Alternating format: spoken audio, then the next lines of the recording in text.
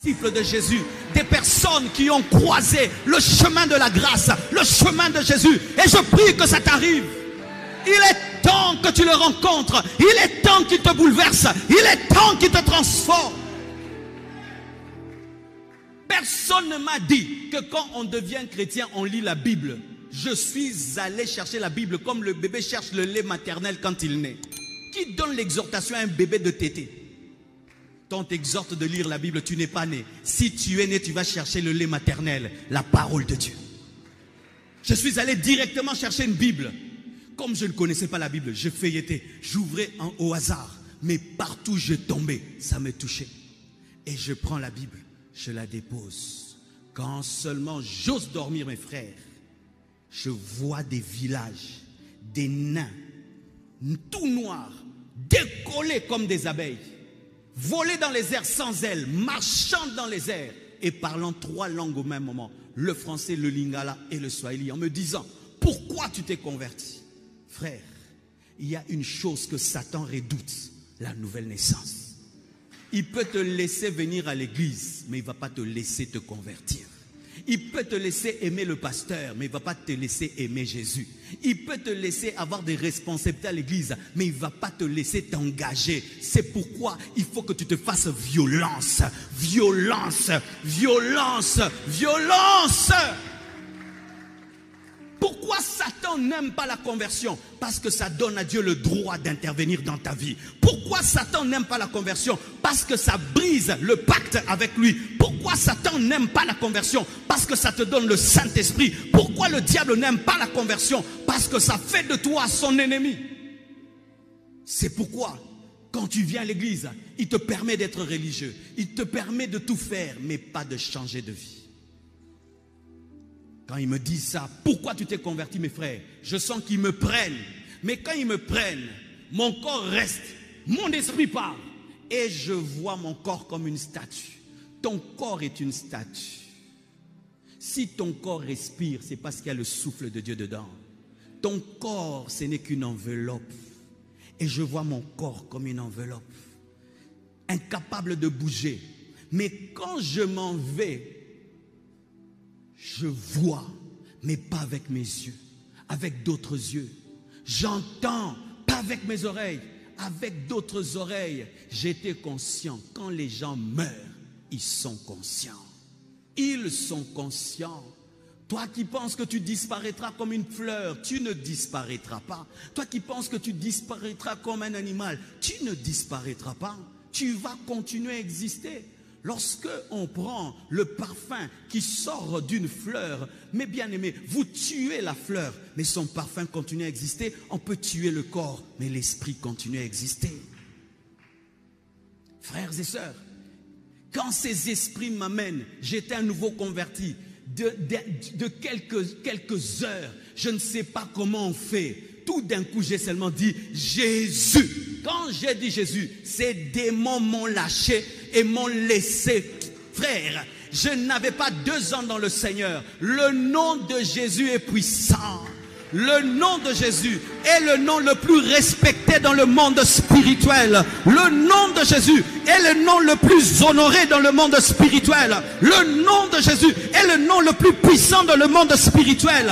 Devant son nom, tout genou fléchi au ciel, sur la terre, sous la terre, dans la mer, et toute langue confesse qu'il est Seigneur, à la gloire de Dieu le Père. Devant la sorcellerie, invoque le nom de Jésus. Devant la magie, invoque le nom de Jésus. Devant les démons, invoque le nom de Jésus. Devant l'envoûtement, invoque le nom de Jésus. Devant les mauvais sorts, invoque le nom de Jésus. Devant l'enchantement, invoque le nom de Jésus. Devant les œuvres du diable, invoque le nom de Jésus. Invoque seulement. Parle son nom, lui-même viendra. Et là où il vient, Satan doit dégager. Ils étaient nombreux, j'étais seul, mais j'ai dit Jésus une fois, j'ai même pas dit 2 fois. Ils sont partis. Frères et sœurs, le monde spirituel existe.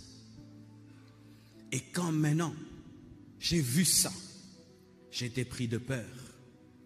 Je commençais à avoir peur du diable et des démons. Moi, la journée, j'étais en paix. La nuit, je n'avais pas la paix.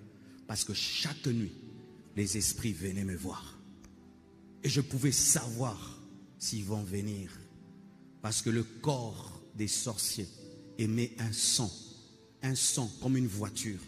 Comme tu peux reconnaître, telle voiture arrive. Parce que ça a une puissance. Je pouvais savoir, ils viennent. Et j'attendais. Ils me parlaient. Des fois, ils m'apparaissaient comme ça. Tu es comme ça, ils te parlent. Ils te disent, on va te tuer. Avant que Dieu ne fasse ce qu'il a dit qu'il fera dans ta vie. Et la voix de Dieu me dit, personne ne peut ravir ce que je tiens dans mes mains. Des fois, ils devenaient comme des hyènes et venaient sur moi. Des fois, ils devenaient mon matelas comme des chiens.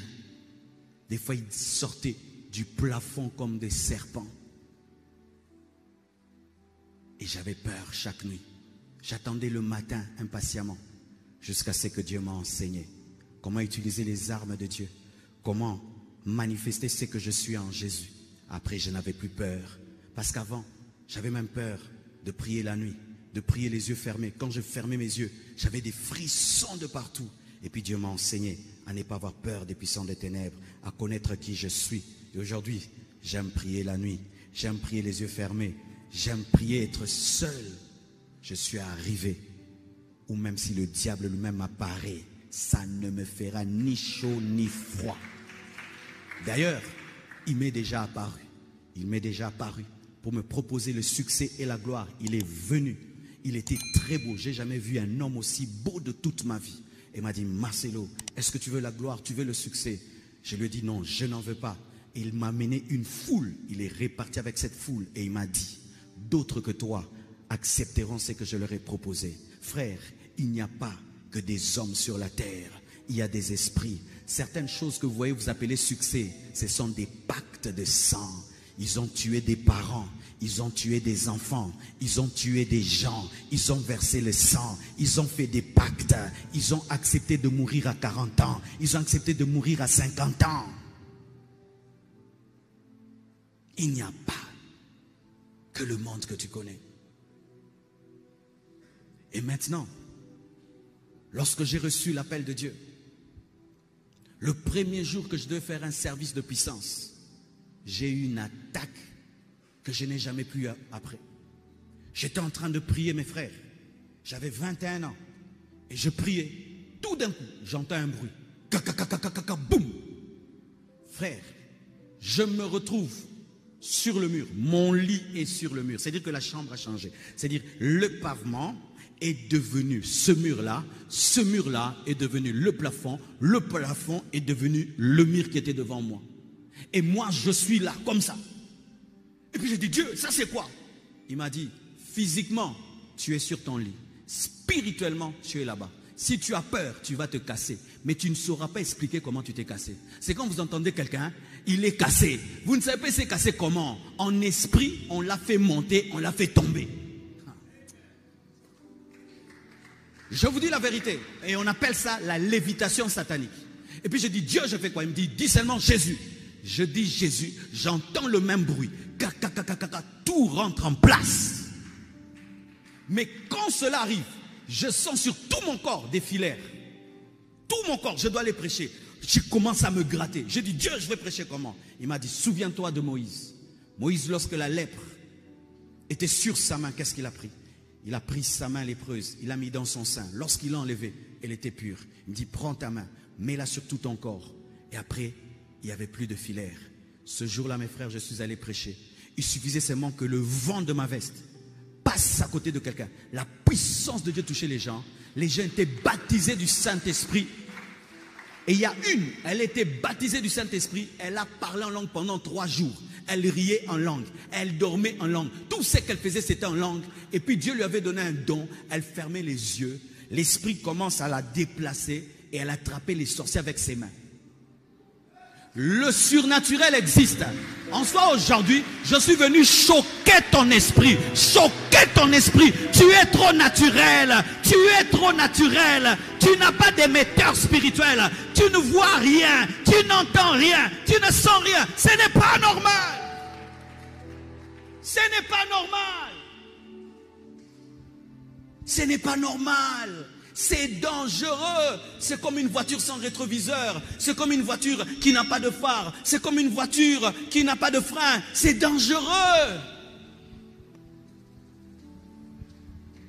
Certes, il y a quelqu'un dans ta vie que tu appelles ami. C'est un sorcier. Tu ne vois même pas. Il y a quelqu'un que tu appelles confident. C'est la personne qui envoûte tout ce que tu fais. Mais tu ne sais pas. C'est pas normal. Tu es fort pour détecter tout, mais sauf les choses profondes.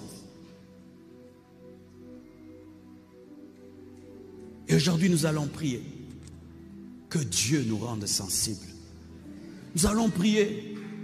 Balaam dit, il se définit comme étant l'homme qui fléchit ses genoux et qui voit les visions de Dieu. Les gens disent que je suis contre les visions et les prophéties. Moi, je ne suis pas contre les visions et les prophéties. Ce ministère est conduit par des visions et des prophéties. Tout ce que je fais, j'entends, je vois. Mais je suis contre les fausses prophéties. Je suis contre les fausses visions. Mais je ne suis pas contre les vraies prophéties et les vraies visions. Je crois aux visions. Je crois aux prophéties. Comment un homme de Dieu qui a le Saint-Esprit peut s'opposer aux prophéties et s'opposer aux visions? Mais tu es maudit. C'est t'opposer à Dieu lui-même. Mais il faut discerner les esprits.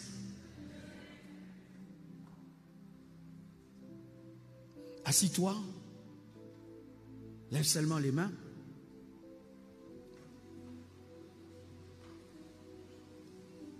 Seigneur Dieu, je te prie de démontrer que ces choses viennent de toi. Je te prie de démontrer que ces choses sont vraies. Je te prie de démontrer, Seigneur, que ces choses existent. L'heure est arrivée, Seigneur, que le surnaturel devienne naturel dans nos vies. Si un homme comme Élisée, qui a vécu avant la grâce, pouvait opérer dans le surnaturel, Seigneur, donne aussi ton peuple de le saisir et de le comprendre. Au nom de Jésus-Christ. Ça vient vers toi.